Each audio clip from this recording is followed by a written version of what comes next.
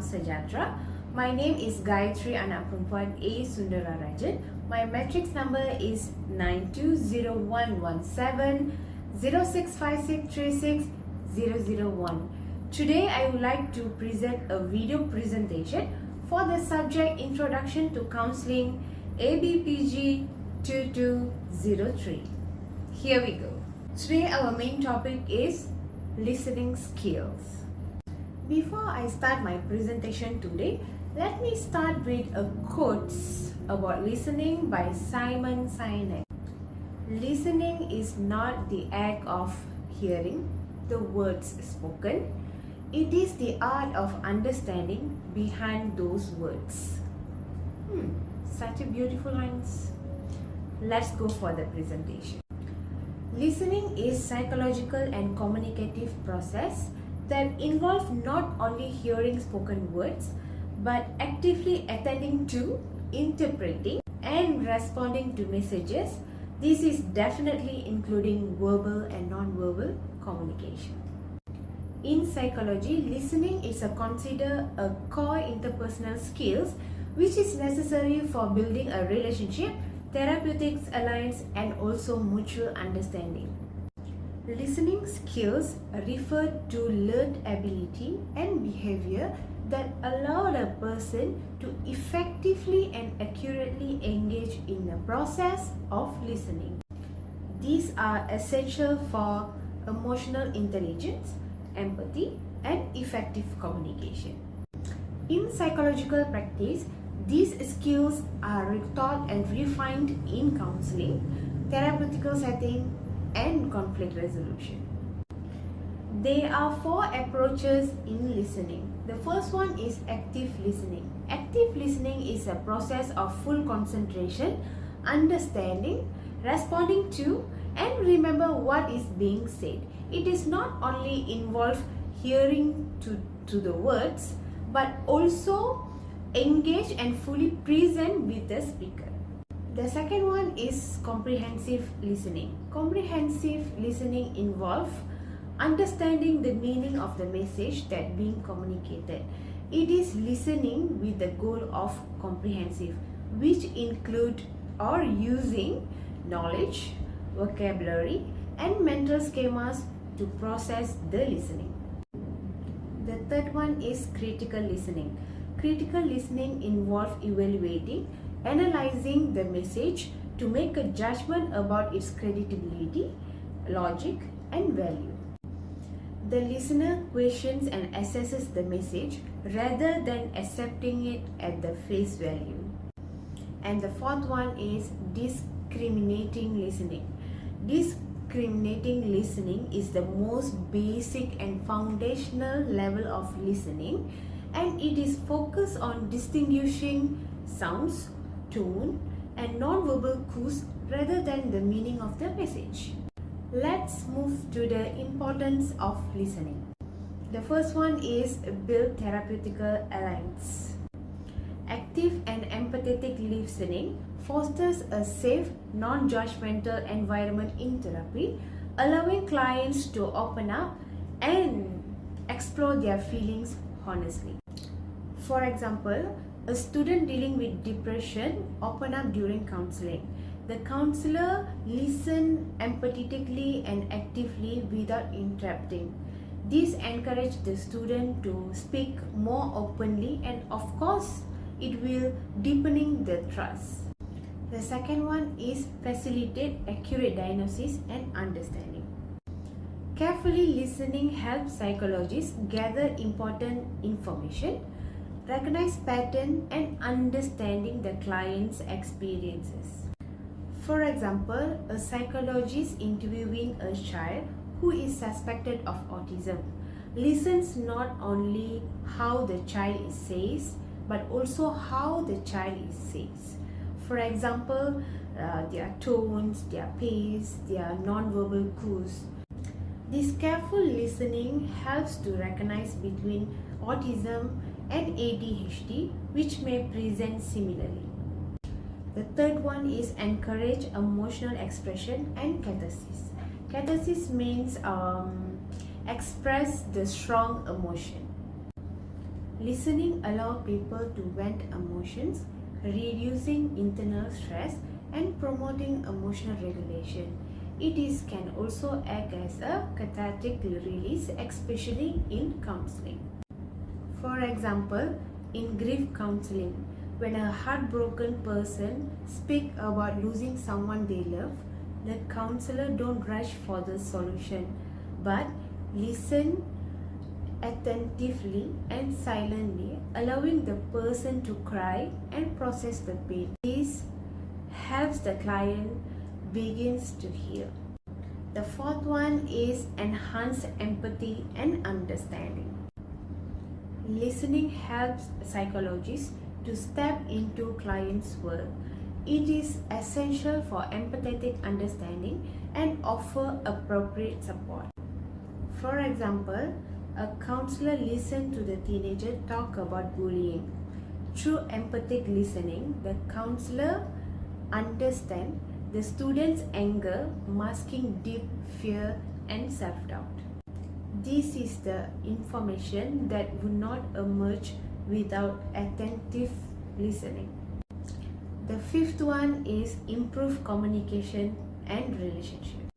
In social and relationship psychology, listening improves conflict resolution, relationship satisfaction, and also interpersonal harmony.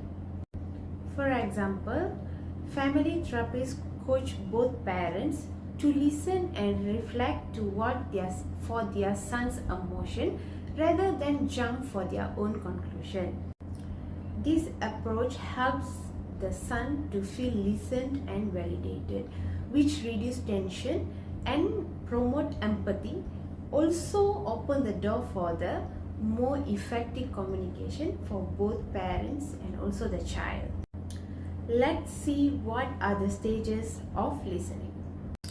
The first stage is sensing or hearing.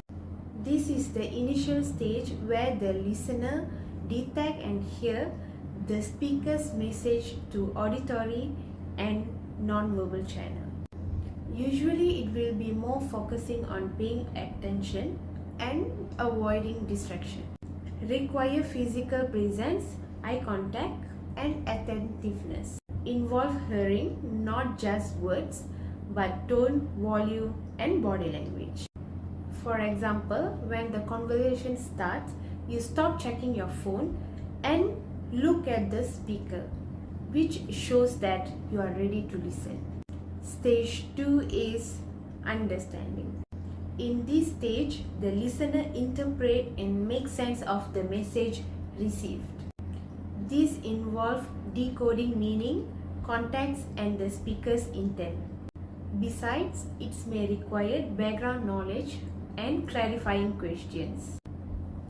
And usually a good listener always asks, what does the speaker mean? For example, when a friend says, I'm fine, in a flat tone, then we understand they might be upset. The third stage is evaluating. The listener now assesses the messages, deciding its credibility, logic and relevance. Usually it evaluates truthfulness, bias, emotions or intent. Always involve critical thinking and emotional awareness. Most importantly, listener avoids premature judgment. The fourth stage is responding or feedback. This is the stage where the listener provides the feedback to show that they were listening and understood the message. Usually the responding can be verbal or non-verbal, like nodding, paragraphing, or asking a question.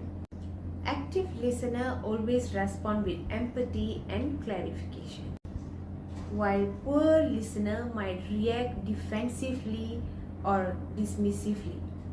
For example, after hearing a friend's concern, you say, "It sounds like you are overwhelmed with everything at once." Let's go for the next one, the obstacle of listening. The first one is prejudgment or assumption. When we assume we already know what is the speaker is going to say, or we already form a opinion even before hearing them out. For example, when a teenager tells parents, I want to talk about my sports teacher, and immediately the parents respond, "You are just going to complain again," and the teenager shut down and feel unheard. The second one is distraction. Can be internal or external. Anything that pulls the attention away. Could be noise, phone, or our internal thoughts. For example, a counselor listening to a client but keep on thinking about upcoming meetings, so indirectly the counselor missing some emotional cues given by the clients. The next one is emotional reaction. Strong emotion like anger or anxiety can block our ability to hear others objectively. For example, in relationship, when a partner says we need to talk, and suddenly the other one feels so offensive. For example, in relationship, when a partner says we need to talk, they immediately becoming defensive. Their anxiety prevents them to actually really listening to what has been said. The next one is selective listening. Only listening to the part of the message which is interesting or which is benefits you and ignore the rest of the message. For example, in team meeting, the employees only focus on the prizes than the constructive feedback. These lead to repeated mistakes and communication breakdown. The fifth one is interrupting. Cutting the speaker off and finishing their sentence even before they are done. For example, in a therapy session, when a therapist frequently jumps into a solution even before the client finishes their thoughts. The next obstacle is cultural and language barrier. Different way of speaking, expressing emotion, and interpreting meaning can lead to misunderstanding. For example, when a psychologist unfamiliar with the client's cultural background may misread the quietness as a withdrawal, but actually it is a sign of respect. It is definitely can harm the therapeutic relationship. The eighth one is ego or self-focus. Being more focused on your own response, opinion and stories than client's message. For example, during the conversation, when the counselor or therapist more onto their stories to top the conversation, then the speaker will tend to stop sharing or disinterested. The last one is physical barrier. Poor hearing, fatigue, illness or environmental noises can hinder listening. For example, a student in the noisy class can't hear the teacher clearly and they might miss some instruction and fall behind the class. Finally, here is the conclusion. Listening is a core psychological skill which is essential for building understanding, resolving conflicts, and foster meaningful human connection. In psychology, effective listening allows professions to empathize, diagnose, and respond with insight and care, whether in relationship, education, or in therapy. Not forgotten, each of the listening stages plays important role in ensuring that communication is not only received but fully processed, interpreted, and acted upon. Listening is often challenged by various obstacles such as emotional bias, distraction, assumptions, and cultural misunderstanding. Recognizing and addressing these obstacles is important to improve the effectiveness in listening in both personal and professional settings. In sum, developing strong listening skills, it's not about hearing words, but it is the art of understanding. Thank you for your time.